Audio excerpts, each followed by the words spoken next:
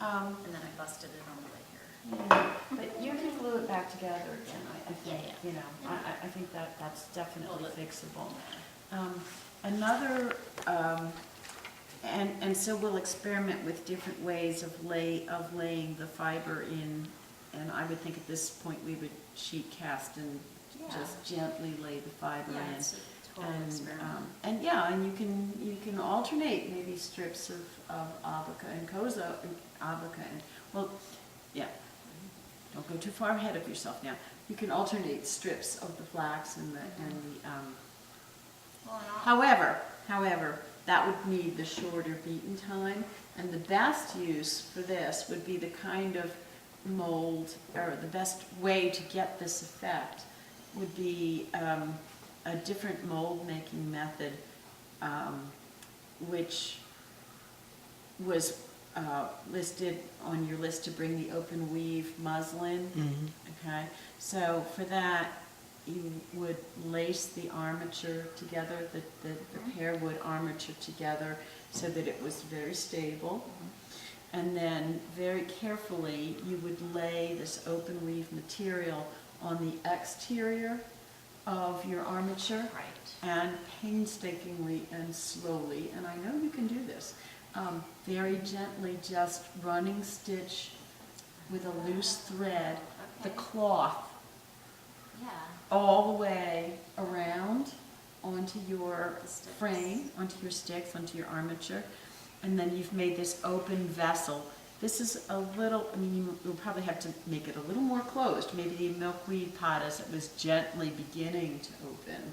Not quite this open, because you'd need a little bit more structure, or maybe a little bit stronger. Which is great, because I want to light it too. So. Right. And so then what you would do would be you would wet your armature with the cloth backing, which would be meant to be taken off later. I suggest you should try a small structure of this before you do the big one. Okay?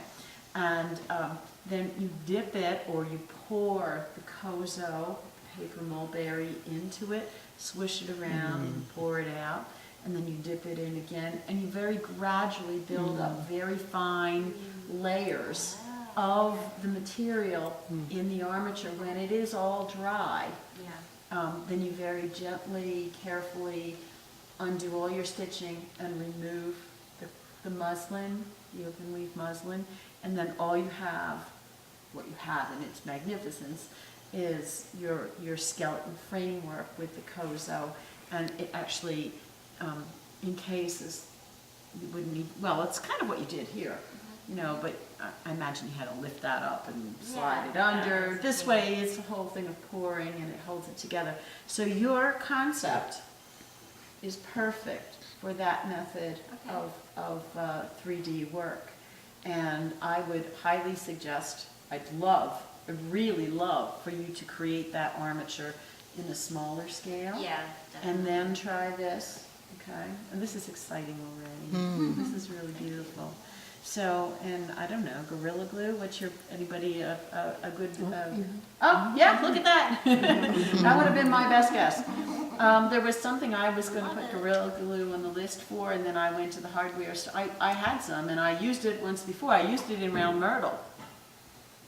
You know, because underneath round myrtle's hands and head and feet are that insulation board glued together and sanded into shape. Did we get that here?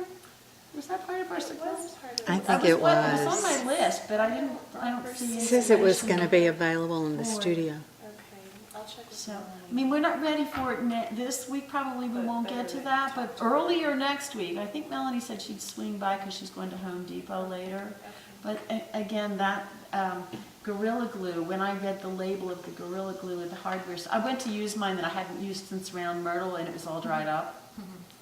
And so then I went to the hardware store to get more, and I read on the back, and it said it should not recommended for use with polypropylene products.